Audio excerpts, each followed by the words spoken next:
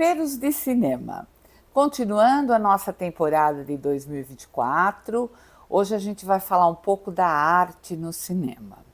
E como a gente tem feito, nós estamos escolhendo sempre filmes que estão nos streams para facilitar para você, se quiser assistir ou reassistir. Hoje nós vamos comentar o filme Caçadores de Obras-Primas. Esse filme, como eu disse, está no Netflix e quem está aqui para comentar esse filme comigo é o José Luiz, que é artista plástico, porque já que a gente vai falar da arte no cinema, tem que convidar um artista. Muito obrigado. Seja muito bem-vindo, José Luiz. Muito obrigado pelo convite. E além de artista plástico, eu estou quase me formando aí, sou quase um professor de artes visuais também. Olha, então escolhemos a pessoa certa para comentar o filme, hein? E é claro que, na sequência, a Cozinha da Ayla está preparando uma surpresa para a gente lá, com uma receita inspirada nesse filme. Esse filme, ele tem a direção do George Clooney, e ele conta a história, uma história que se passa durante o declínio de Hitler na Segunda Guerra, e ele, o George Clooney, é o personagem principal, ele junta uma equipe de acho que 13 especialistas em arte de vários setores, para eles, porque houve o quê? Nessa época houve um roubo de muitas obras de arte. Então eles queriam resgatar essas obras. É um filme que tem, assim, já teve até uma comparação com 11 Homens e um Segredo, mas envolvendo a Segunda Guerra, né? Ele é um filme, ele tem o drama da guerra, mas ao mesmo tempo ele tem humor também. José Luiz, eu sei que você, assim como eu também, gosta muito desse assunto da Segunda Guerra. Exatamente, é um tema que eu tenho bastante curiosidade e tenho bastante entusiasmo, né, de ver.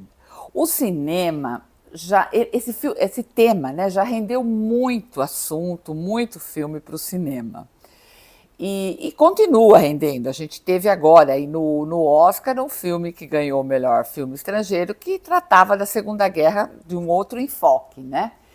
Então, eu queria que você comentasse, como um estudioso, como alguém que gosta, né?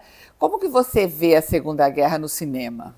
Eu acho assim, é importante, muito importante a gente continuar vendo a Segunda Guerra no cinema, não só no cinema, na televisão também, porque a gente tem que sempre lembrar dessas atrocidades e lembrar, honrar a vida desses homens e dessas mulheres que lutaram em prol da liberdade, contra o nazismo, contra as ditaduras, né, que não era só os alemães, também tinha os japoneses, tinha a ditadura do Mussolini, italiano, né? E toda a questão de discriminação, xenofobia que ocorreu na Segunda Guerra, e esses homens, né, tanto americanos quanto britânicos, franceses, o resto do mundo que se levantou contra essas ditaduras, né, em prol da liberdade, em prol da humanidade e da dignidade humana que foi muito ofendida durante a Segunda Guerra, né? E o cinema consegue mostrar isso de vários ângulos diferentes, né? Exatamente, o cinema ele consegue ter os aspectos da bravura desses homens, consegue mostrar os dramas dessas pessoas, tanto de soldados quanto das populações que sofreram com a Segunda Guerra, né? Então o cinema tem esse alcance, né, de tocar em vários aspectos, né, da guerra e das pessoas que estiveram envolvidas com ela, né? E nesse filme eu observei assim, como eu falei no começo, ele é um drama de guerra, ele mostra o drama de guerra, mas ele também tem uma pitada de humor, né? Exatamente, ele tem esse aspecto de humor, até para deixar um pouco mais leve a história, né? E como tu tinha falado, é um grande elenco, né? É o George Clooney, tem Matt Damon, por isso que remete um pouco, né? 11 Homens e um Segredo. Nós temos a Kate Blanchett, Kate Blanchett, né? Tem vários Gary atores, Oldman, né? Exatamente, tem vários atores consagrados. A gente vê que eles se divertem junto trabalhando, que, né? Como atores eles têm uma intimidade muito grande, né? E eu estava estava vendo isso também, porque eu fui buscar esse lado humorístico, fui ver por que esse lado humorístico, e fui ver do próprio George Clooney o que ele dizia sobre isso. E ele falava que ele não queria um filme tão pesado, tão denso, porque isso já existe bastante, com bastante fartura dentro do cinema. Ele queria um filme mais leve, e o humor tem essa característica, né? De deixar o impossível ficar mais leve, né? O imaginável ficar mais fácil para a gente entender, para a gente compreender e aceitar mesmo, né? Para um tema tão sensível quanto foi a Segunda Guerra, né? Exatamente. Bom, falando de arte agora, tudo que assim, quando a gente estuda, lê sobre a Segunda Guerra, a gente vê que Hitler, por exemplo, gostava de música clássica. Ele gostava de arte, tanto é que ele roubava, né, essas artes. Então, como que você vê isso, né? As artes na Segunda Guerra, ou seja, um ser assim tão complexo, né, como Hitler, tão cheio de preconceitos e de tiranias, e ao mesmo tempo um apaixonado pela arte, né? É interessante esse aspecto. Eu estava pesquisando, e eu já sabia até, inclusive, antes da pesquisa, antes de ver esse filme, eu sabia que Hitler era artista. A própria swastika é criação dele. Ele pegou, se inspirou num símbolo sânscrito, né? Mas ele deu um outro significado que hoje a gente já é tão negativo, porque na cultura sânscrita era um símbolo de espiritualidade. E para o nazismo, já hoje, para nós, a gente já vê esse símbolo aqui, a gente não pode mais usar ele como um símbolo de espiritualidade. Ele já significa, né, todos esses valores que o nazismo trouxe, que não são nada positivos, né? E a arte poderia ter salvado a humanidade da Segunda Guerra, porque Hitler, por 2 vezes, ele tentou fazer a Escola de Belas Artes de Viena. Sim. E 2 vezes ele foi reprovado nessa Escola de Belas Artes, daí ele entrou no Partido Nazista e aconteceu tudo que a gente já sabe historicamente, né? Que coisa, né? Exatamente. Que, imagina, a gente poderia ter mudado o mundo da história se a Escola de Belas Artes de Viena tivesse aceitado Hitler para ser pintor, né?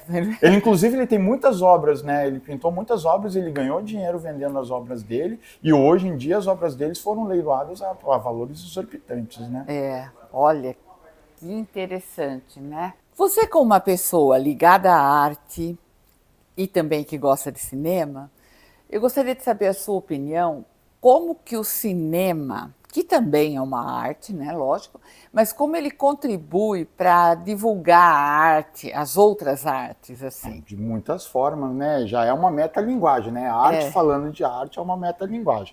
Eu vejo o cinema como um grande facilitador das artes, porque com o cinema a gente consegue ver a história de artistas, saber a história dos quadros, das pinturas, de contextualizar o que estava acontecendo e não ser simplesmente um quadro pendurado na parede, mas a gente entender pelo que o artista estava passando, em que momento histórico ele estava criando, tendo as criações dele, qual é o contexto que ele vivia para fazer as criações dele, né? Então eu acho muito válido, porque ela aproxima as pessoas da arte, né? À medida que tu acaba conhecendo mais sobre a vida dos artistas, tu acaba conhecendo artes e artistas que talvez tu não conheceria antes, né? Porque algumas obras estão longe da gente. A gente não tem, às vezes, como ir ao Louvre ou ao MAN, a outros museus que não estejam aqui perto, ou não tem acesso mesmo pelo conhecimento e acaba conhecendo pelo cinema, né?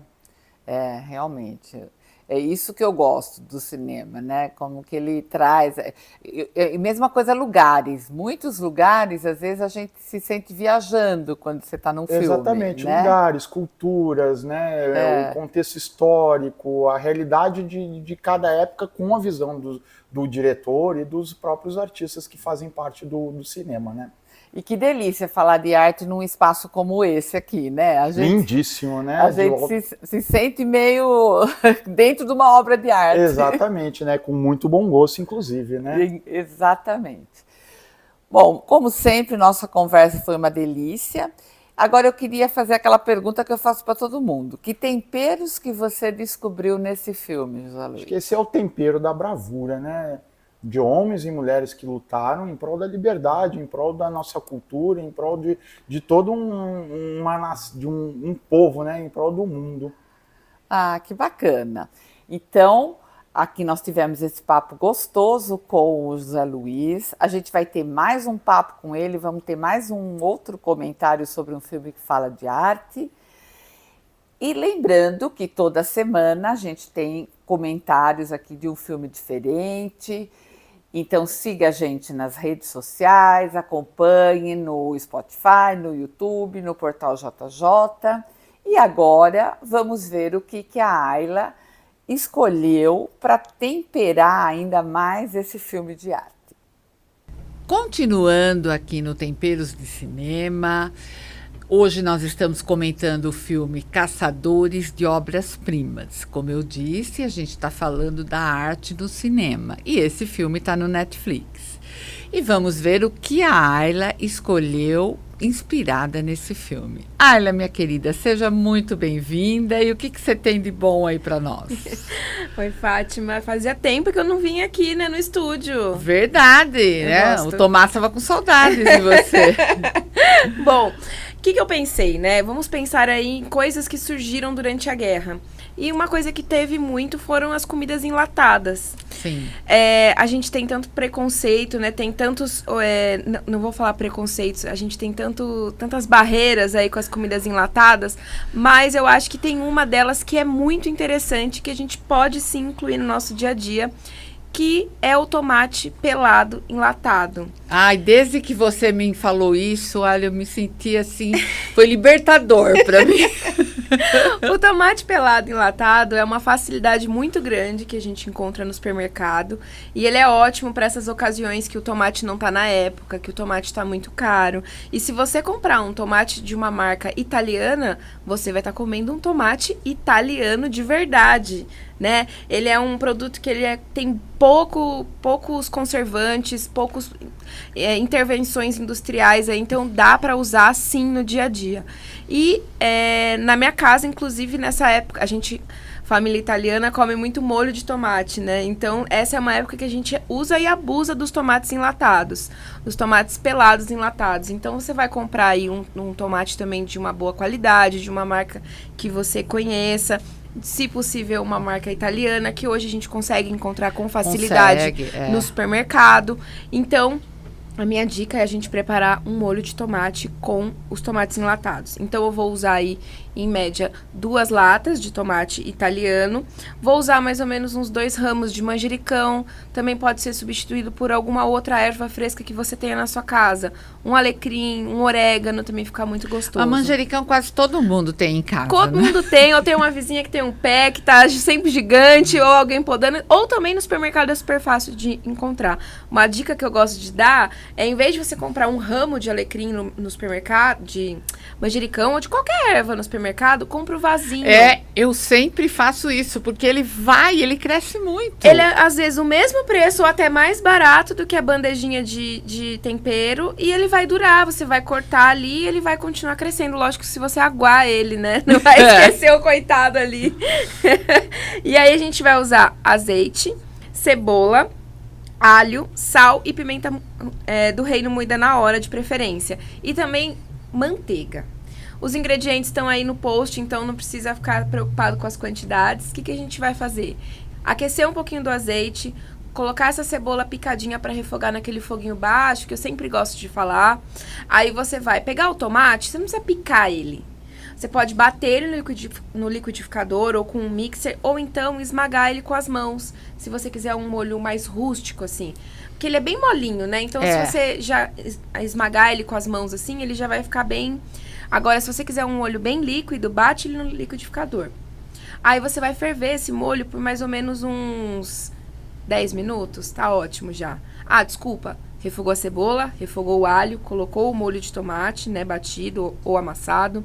E aí, se você provar e sentir que ele tá ácido, você pode colocar uma cenoura pra cozinhar ali junto, inteira mesmo. No final, você retira, tá bom? No final, você vai colocar Dica boa. A cenoura funciona super, não precisa pôr açúcar, leite, nada. A cenoura, ela vai ajudar. E você pode pôr ela inteira. Inteira, depois você descarta ela, tira ela e descarta. Depois você coloca o manjericão fresco. Eu gosto muito de colocar as ervas frescas sempre no final, quando a gente desliga o fogo. E aí você vai dar o toque, que é 1 colher de sopa de manteiga. Isso vai deixar o seu molho bem aveludado ali, vai ficar delicioso. Nossa. Então, assim, foi no mercado, encontrou tomate pelado de promoção ali de lata, compra já umas 4, 5 latas, né? Faz uma panelada e congela, porque o molho de tomate nunca é perdido. Nossa, que dica boa, dica libertadora, né? Porque achar tomate às vezes bom é difícil, ele tá muito caro. Muito caro às vezes. agora. Eu já fiz essa conta de comparar o preço do tomate com o preço da lata de tomate pelado e compensa muito. Compensa. Né? Na época que o tomate tá na safra, eu gosto de dar uma dica muito boa, que é você comprar na feira. No final da feira, às vezes eles vendem muito barato. Porque para molho ele tem que estar maduro. Pra né? molho ele tem que estar ali super maduro, no limite ali, né? Quanto mais maduro ele tiver, melhor ele vai estar. E às vezes o feirante não quer levar aquele tomate embora. Então aproveita a xepa ali, compra. Famoso fim de feira. Famoso fim de feira, compra uma baciada de tomate e faz. Mas agora, às vezes você encontra o tomate a R$13 o quilo. E 1 quilo de tomate não dá nada de molho, né? Então, você precisa ali de uma quantidade boa para render. Então, essa é a minha dica de hoje. Olha que dica boa, hein? E lembrando que ela aproveitou a lembrança de que na época da guerra era muito enlatado que se comia, Sim, né? Então, sim. nem todos os enlatados a gente precisa ficar com medo de comer. Né? Isso aí. Lembrando que a receita completa está no blog do Temperos, no portal JJ. Se você fizer a receita, não esquece de mandar uma foto do seu molho para nós, né? Marca o tempero, siga as nossas redes sociais, se inscreva no YouTube, se quiser ver a gente também, além de ouvir. E toda semana a gente está aqui com a Ayla com uma receita nova. É isso. Até Muito a obrigada. próxima semana, Até. Ayla.